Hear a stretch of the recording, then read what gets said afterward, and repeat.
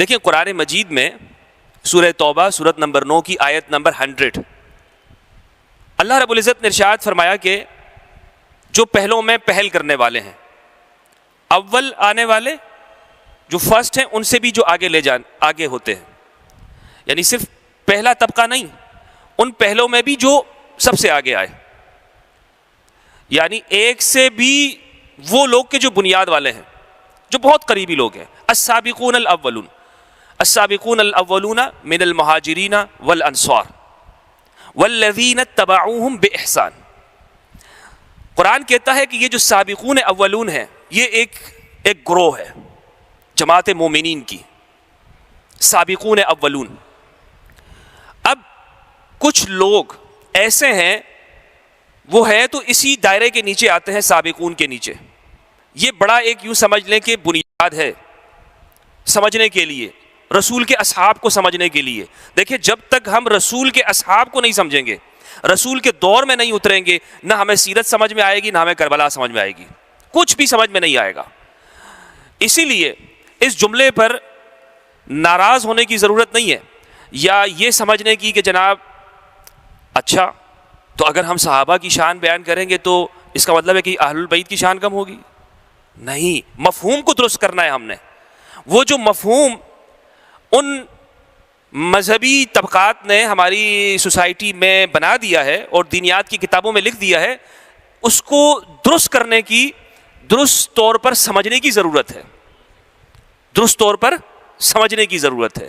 میں ایک اکثر حدیث ثقلین کا حوالہ دیتا ہوں کہ رسول اللہ نے فرمایا قرآن اور اہل البیت، میں تمہیں دو گراں قدر چیزیں چھوڑ کے جا رہا ہوں، قرآن اور اہل البیت۔ رسول نے کبھی یہ نہیں فرمایا کہ میں قرآن کے ساتھ صحابہ کو چھوڑ کے جا رہا ہوں، یہ ہمارا ایک بنیادی مقدمہ اور فکر ہے۔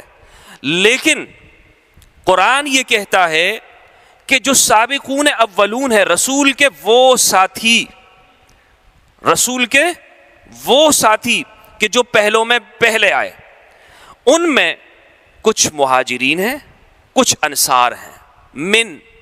من تبعیض کے لیے آتا ہے، بعض، من کا جو ترجمہ ہے وہ ہم کریں گے کچھ ایسے ہیں، من المہاجرین جنہوں نے ہجرت کی۔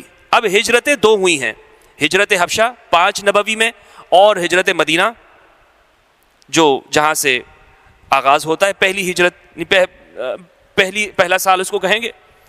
5 نبوی یعنی اعلان نبوت کے 5 سال بعد ہجرت حبشہ ہوئی ہے۔ 6 میں شیب ابی طالب ہے، 6 سے لے کر 9 تک، یہ اس طرح ہمارے سامنے تاریخ ہے۔ اور ہجرت حبشہ یعنی جنہوں نے مہاجرین وہ گروہ کہ جو ہجرت حبشہ بھی کیا ہے اور جنہوں نے ہجرت مدینہ بھی کی ہے۔ انصار وہ لوگ ہیں کہ جو رسول کو دعوت دینے والے ہیں مدینہ میں۔ ان کے بنیادی طور پر 2 طبقات ہیں، پہلے 6 افراد تھے، پھر 12 تھے، اور ایک قول کے مطابق 72 تھے۔ بیعت عقبہ اولا اور بیعت عقبہ ثانیہ اور ثالثہ یہ بیان کی جاتی ہے۔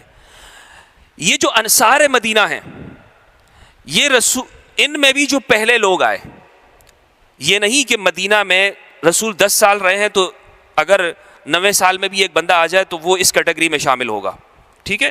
یہ میں عرض اس لیے کر رہا ہوں کہ تاکہ ہمیں رسول کے دور میں جو لوگ ہیں ان کے بارے میں جو قرآن کہہ رہا ہے، ان کے بارے میں جو قرآن ہمیں بتانا چاہ رہا ہے، وہ درست طور پہ سمجھ میں آ جائے۔ اگر ہمیں یہ جگہ سمجھ میں آ گئی، یہ آیت ہمیں سمجھ میں آ گئی، تو ہمیں یہ بات بالکل روز روشن کی طرح آیا ہو جائے گی کہ سنی شیعہ کا کوئی مسئلہ ہی نہیں ہے، کوئی مسئلہ، کوئی اختلاف ہی نہیں ہے کسی طرح کا۔ بات کیا ہے کہ قرآن کو پیش کیا جائے۔ تو قرآن نے کہا کہ جو پہلوں میں پہل کرنے والے ہیں، مہاجرین ہیں، انصار ہیں۔ یہ کون لوگ ہیں؟ یہ وہ لوگ ہیں جنہوں نے ہجرت کی ہے، رسول کی مدد کی ہے، رسول کے ساتھ مشکل وقت میں رہے ہیں۔ اب جس نے ہجرت نہیں کی یا جس نے نصرت نہیں کی، رسول کو بلایا نہیں ہے مدینے میں، وہ 12 یا 72 لوگ شروع کے، جس کے سردار ہیں ابو ایوب انصاری، سعد بن عبادہ الخزرجی، سعد بن معاذ وغیرہ۔ تو جو بعد میں آتا ہے، بعد میں، اور یہ بعد کی جو ڈیٹ ہے یہ کب بنے گی؟ رسول نے کہا کہ اب مکہ کی فتح کے بعد یا حدیبیہ کے بعد اے میرے صحابہ کسی کی ہجرت نہیں ہے. ٹھیک ہے, ایک لائن رسول نے کھینچ دی, یہ لائن بنا دی کہ ہجرت. اب اگر کوئی کہے مکہ فتح ہو گیا اور وہ بعد میں مدینہ آ کے رہنے لگ جائے اور وہ کہے کہ میں نے اسلام کے لیے مکہ چھوڑ دیا ہے, وہ مہاجرین میں شامل ہونا چاہے, مہاجرین میں شامل ہونا چاہے یا انصار میں شامل ہونا چاہے, تو قرآن کیا کہتا ہے؟ رسول نے فرمایا لا ہجرت بعد الفتح. بھائی اب مکہ فتح ہو گیا, اب جہاں پر رہتے تھے وہیں پہ رہو, جہاں پہ رہتے تھے وہیں پہ رہو. اب کیا ہے تمہارا کام, کیا ہے تم سے کیا مطالبہ ہے؟ تم سے مطالبہ یہ ہے کہ تم یہ دیکھنا کہ سابقون اولون جدھر جاتے تم ادھر جانا. تمہارا کام یہ ہے کہ تم یہ دیکھنا کہ سابقون اولون جعفر طیار, عمار یاسر, ابو ذر, سلمان, خزیمہ, خباب, برا, جلیل القدر صحابہ, مقداد, یہ جدھر علی, اللہ اکبر, علی, یہ لوگ جدھر جاتے ہیں یہ سابقون اولون ہیں. اچھا, اور خواتین میں, خواتین کی سابقون اولون ام المؤمنین خدیجۃ الکبریٰ سلام اللہ علیہا. اللہم صلی علی محمد وآل محمد. وقت بہت مختصر ہے, میں تیزی کے ساتھ آج میں آپ کے سامنے سے اپنے الفاظ کو گزارنے کی کوشش کروں گا, پیش کرنے کی کوشش کروں گا. ایک اور خاتون ہیں سابقون اولون میں جنہیں اکثر طور پر ہمارے ہاں بیان ہی نہیں ہوتا, فاطمہ بنت اسد سلام اللہ علیہا. رسول کی ماں, اللہ اکبر, رسول کی ماں فاطمہ بنت اسد زوجہ ابی طالب علیہ السلام, علیہ السلام. رسول کہتے تھے میری ماں ہے فاطمہ بنت اسد, اور میں اپنی پیاری بیٹی کا نام بھی اپنی پھوپھی کے نام پہ رکھتا ہوں, فاطمہ, فاطمہ, فاطمہ. اس نام سے رسول کو بہت محبت تھی. ایک وجہ یہ بھی ہے اپنی پیاری شہزادی کا نام رکھنے کی, میری ماں نے, ان کا نام یہ تھا. اور صحابہ یہ کہتے ہیں کہ ہم نے رسول کو اس سے زیادہ غمگین کبھی نہیں دیکھا کہ جس دن ان کا وصال ہوا تھا, جس دن فاطمہ بنت اسد کا وصال ہوا تھا. اور یہ فاطمہ بنت اسد سلام اللہ علیہا یہ واحد خاتون ہیں, یعنی امام علی کہ جو دو ہاشمیوں کے اولاد ہیں, والدہ بھی ہاشمیہ, والد بھی ابو طالب ہاشمی, دونوں سلسلے ہاشمی ہیں. یہ امام علی کا جو اعزاز ہے وہ اس وجہ سے بھی ہے. تو رسول نے, صحابہ یہ کہتے ہیں کہ ہم نے بہت غمگین دیکھا رسول کو, اتنے غمگین, اتنے اداس, اور خود ہی قبر کھودتے رہے اپنی والدہ کے لیے. علی نے کہا نا کہ آج اماں کا انتقال ہو گیا ہے, اماں جان کا, رسول خود گئے اور خود ہی اپنے ہاتھوں سے. صحابہ نے کہا یا رسول اللہ آپ ہمیں اجازت دے کہ ہم کھودیں. نہیں نہیں نہیں, یہ میری ماں ہے. یہ وہ ہے کہ جب کھانے کا وقت ہوتا تھا تو علی کو نہیں دیتی تھی, مجھے کھلاتی تھی, پہلے مجھے دیتی تھی اور علی کو پیچھے کر دیا کرتی تھی. اس نے علی کی ایسی تربیت کی ہے. اور رسول اپنی والدہ پھوپھی جان کے جنازے کو, نعش کو جب رکھنے کے وقت آیا تو پہلے خود اتر گئے اور لیٹ گئے, اس میں خود لیٹ گئے اور کافی دیر تک لیٹے رہے. جسم کو زمین کو تبرک دیا اپنے جسم اطہر کے ساتھ, اور اس کے بعد پھر اپنی والدہ کو وہاں پہ اتارا. یہ ہے السابقون الاولون میں سے ایک ہستی. ایک اور ہستی ہے جعفر طیار. جعفر طیار کون ہیں؟ فاتح حبش ہیں, صلح کے ذریعے فتح کرنے والے, کسی کا دل جیتنے والے, شاہ حبش کا دل جیتنے والے, اس شخص کا دل جیتنے والے کہ جو جس کی جگہ پر جا کر اسائلم لیا ہے, اور انہوں نے بلایا اور وہاں بھی پہنچ گئے. قریش وہاں بھی پہنچ گئی تھی. عمر بن العاص کی قیادت کے اندر قریش گئے, بڑے تحفے تحائف لے کر گئے کہ ان کو یہاں سے نکالا جائے.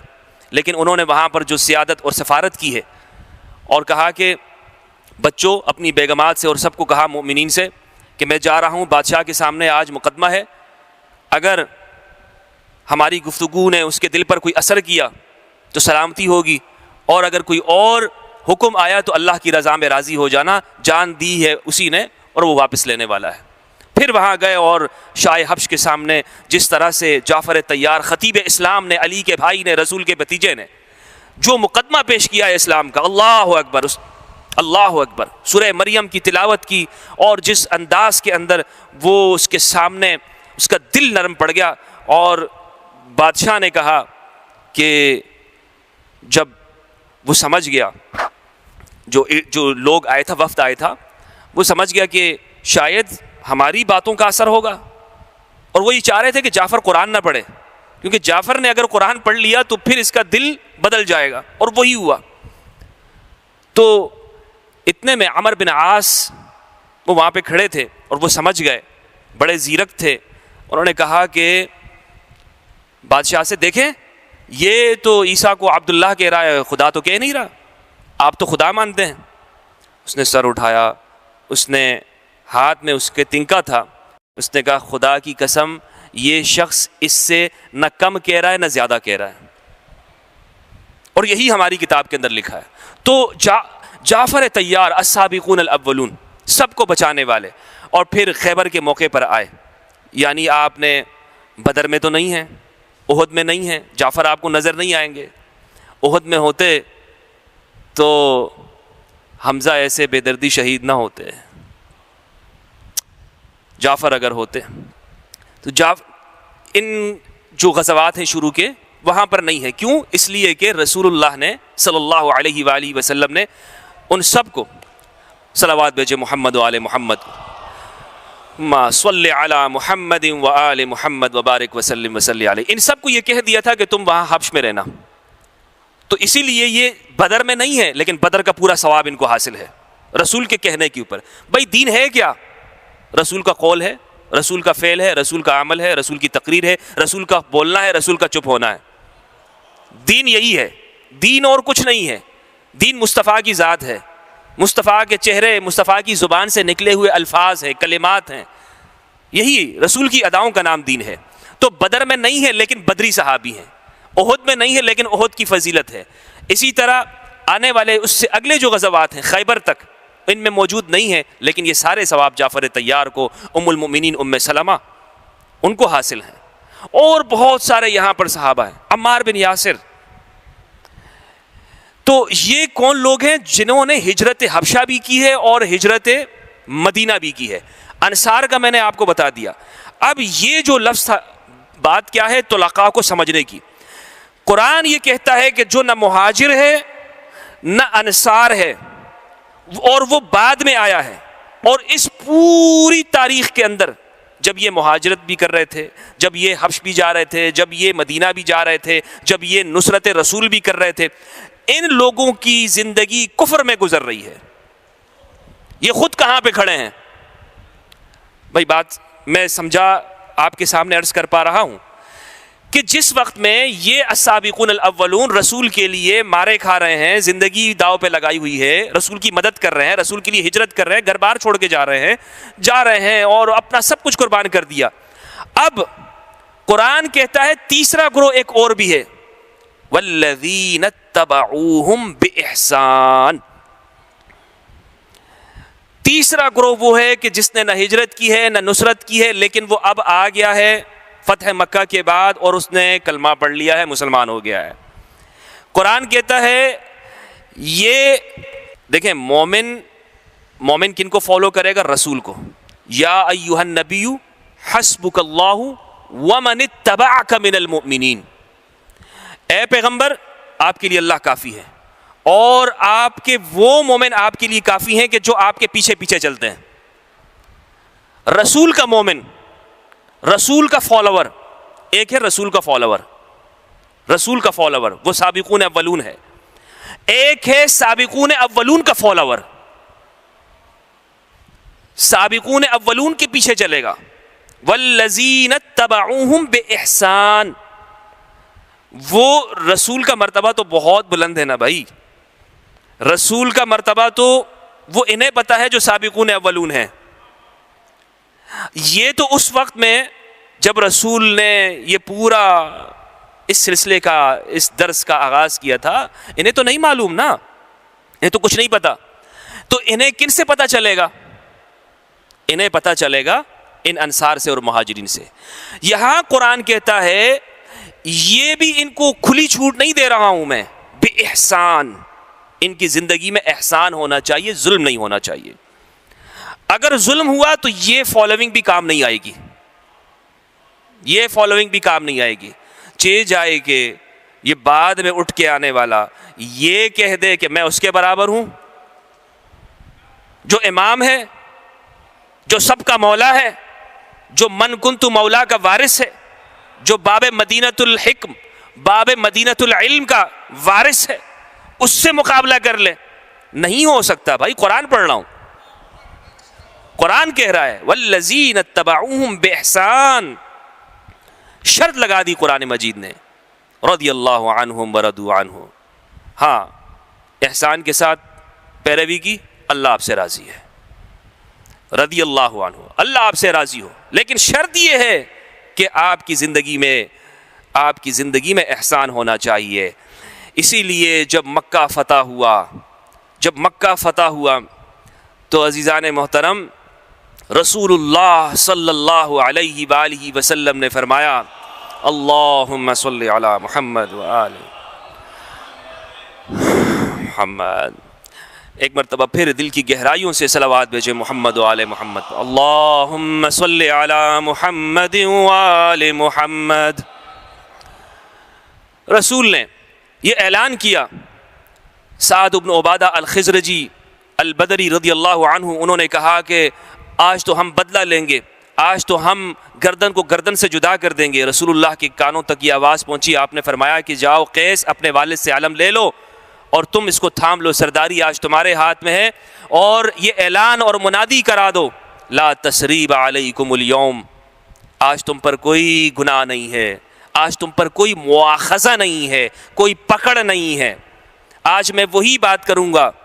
کچھ لوگ گھبرا گئے کہ آج کیا ہوگا، آج تو خون کی ندیاں بہہ جائیں گی. رسول اللہ نے فرمایا آج میں وہی بات کروں گا کہ جو میرے بھائی یوسف ابن الکریم یوسف نے اپنے بھائیوں کو معاف کرتے ہوئے کہا تھا اذهبوا فانتم الطلقاء، جاؤ تم سب کے سب آزاد ہو، طلقاء ہو تم سارے کے سارے، آزاد ہو.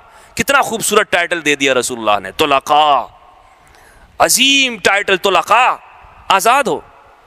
تمہیں مارا نہیں جائے گا، تمہیں کچھ نہیں کہا جائے گا. یہ رسول اللہ کی رحمت ہے، رحمت للعالمین ہے. ہر انسان کے لیے آپ رحمت ہیں، چرند پرند کے لیے، دنیا کی ہر شے کے لیے آپ رحمت ہیں. تو آپ نے اس موقع پر اعلان فرمایا من دخل بیت اللہ یا من دخل الحرم فہو آمن، جو حرم میں داخل ہو گیا امانت میں. من دخل بیت ابی سفیان فہو آمن، جو ابو سفیان کے گھر میں گیا، اس طرف چلا گیا، امن میں. بھائی وہی جائے گا جن کا تعلق ہوگا نا، وہی جائے گا. اور جو من اغلق بابا فہو آمن، جس نے اپنے دروازے بند کر دیے امن میں ہے، کسی کو کچھ نہیں کہا جائے گا. تو لقا بخاری کے اندر روایت ہے، صحیح بخاری کے اندر، صحیح بخاری میں انس رضی اللہ عنہ سے روایت ہے. غزوہ حنین کے چیپٹر کے اندر امام بخاری نے اس کو نقل کیا، اور یہ حدیث اس پورے قضیے کو ہمیں سمجھا دیتی ہے کہ یہ جو واقعات ہمارے سامنے ہیں. غزوہ حنین ہوا ہے فتح مکہ کے بعد، غزوۃ طائف بھی اس کو کہتے ہیں. اس غزوہ حنین کے اندر حضرت انس کہتے ہیں کہ قرآن مجید نے اس کا جو نقشہ کھینچا ہے نا غزوہ حنین کا، قرآن کہتا ہے کہ زمین بھی تمہارے نیچے سے ہل رہی تھی، یہ وقت آ گیا تھا، ایسا مرحلہ آ گیا تھا. تو قرآن یہ کہتا ہے، حدیث میں ہے کہ حضرت انس فرماتے ہیں کہ 12,000 کا لشکر تھا، 10,000 اس میں دوسرے لوگ تھے یعنی مہاجرون انصار، اور 2,000 اس میں طلقاء تھے. تقریباً یہ پورا کا پورا جو لشکر ہے 12,000 کا تھا. کیونکہ فتح مکہ پہ جو مدینہ سے جو لوگ آئے تھے وہ 10,000 کی تعداد میں تقریباً تھے. مکہ کے اندر فتح مکہ پہ بہت ہزاروں کی تعداد میں لوگ مسلمان ہونے لگے، لیکن جنگ میں وہی جاتے ہیں کہ جنہوں نے تیاری کی ہوتی ہے یا جو اس کے لیے تیار تھے. تو بہرحال 12,000 کا یہ لشکر تھا. حضرت انس کہتے ہیں اس میں طلقاء بھی تھے اور وہ لوگ بھی تھے کہ جو مہاجرین تھے اور انصار تھے۔ ایک وقت آیا کہ سب لوگ یہاں پر امتحان میں مبتلا ہو گئے، تو رسول اللہ نے آواز دی۔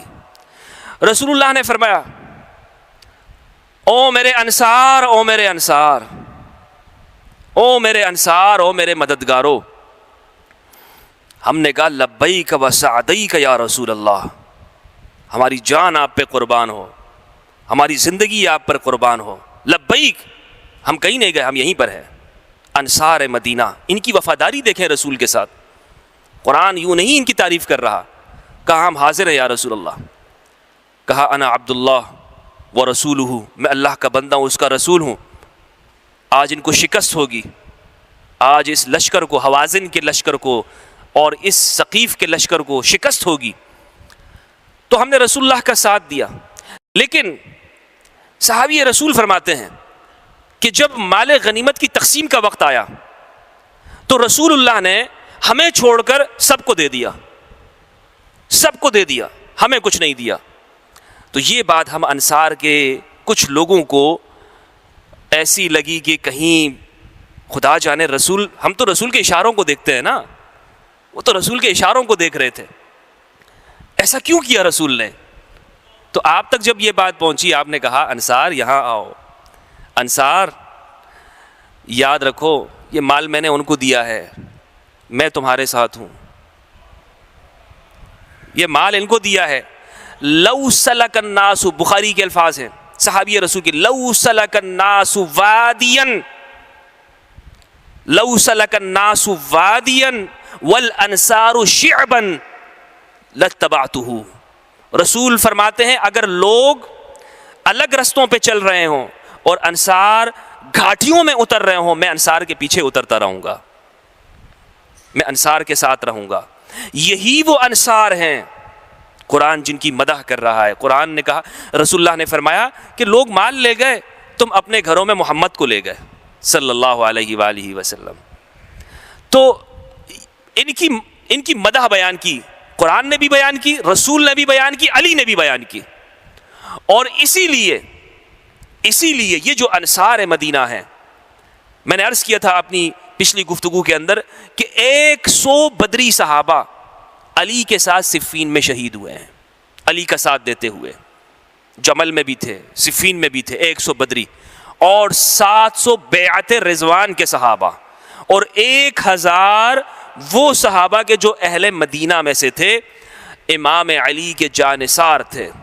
اسی لیے ابو ایوب انصاری یہ کہتے ہیں کہ جب میں کیا رشتہ تھا ابو ایوب انصاری کا امام علی کے ساتھ۔ ایک مرتبہ آئے امام علی اپنے اصحاب کے ساتھ مسجد کوفہ کے صحن میں بیٹھے ہوئے، تو دور سے دیکھا کہ کچھ لوگ گرد و غبار کے اندر اٹے ہوئے ہیں، انہوں نے کہا السلام علیک یا مولایا، السلام علیک یا مولایا، آپ پر سلام ہوئے ہمارے مولا اور آقا۔ امام علی نے فرمایا میں تمہارا مولا ہوں، تم میرے غلام ہو، تم تو عرب ہو، میں تمہارا مولا کیسے ہو سکتا ہوں؟ تم تو عرب ہو، تم کبھی کسی کے غلام نہیں رہے۔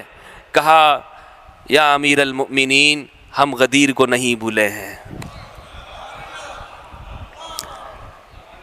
ہم غدیر کو نہیں بھولے ہیں، ہمیں یاد ہے کہ رسول اللہ صلی اللہ علیہ وآلہ وسلم نے فرمایا تھا من کنت مولاہ فہذا علی مولا، اللہم وال من والا وعاد من عادا۔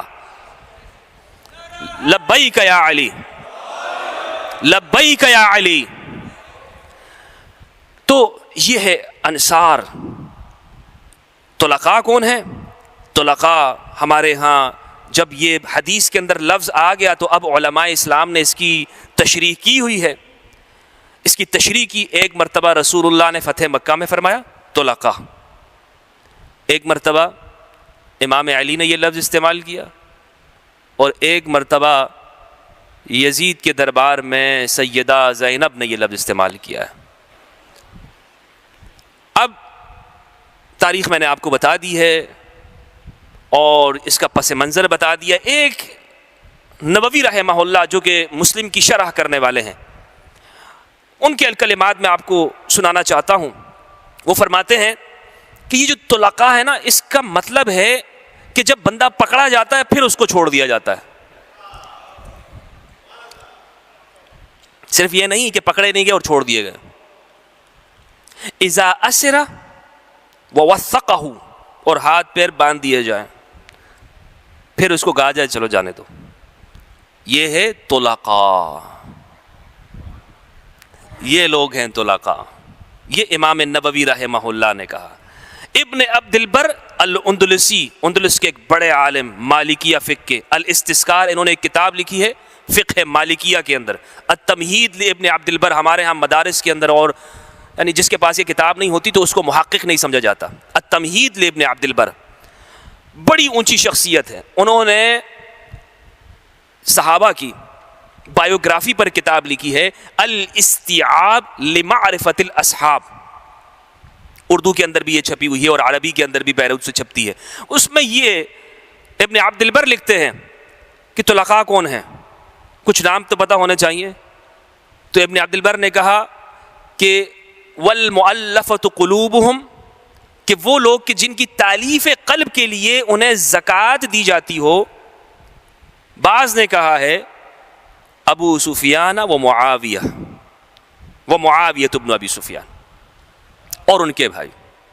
یہ ابن عبد البر اندلسی کا قول نقل کر رہا ہوں میں، اور جسے دیکھنا ہو وہ دیکھ سکتا ہے، چیک کر سکتا ہے کہ میرے یہ الفاظ وہاں پر ہمارے جلیل القدر علماء نے لکھا ہے. اور ہمارے معاصرین میں بھی مولانا مودودی رحمہ اللہ، دیگر علماء سب اس بات کو لکھ چکے ہیں کہ یہ کون لوگ ہیں. اب ناظرین محترم، کہ یہ بتانے کی ضرورت کیوں تھی کہ آج میں نے طلقاء کے حوالے سے یہ گفتگو کی ہے؟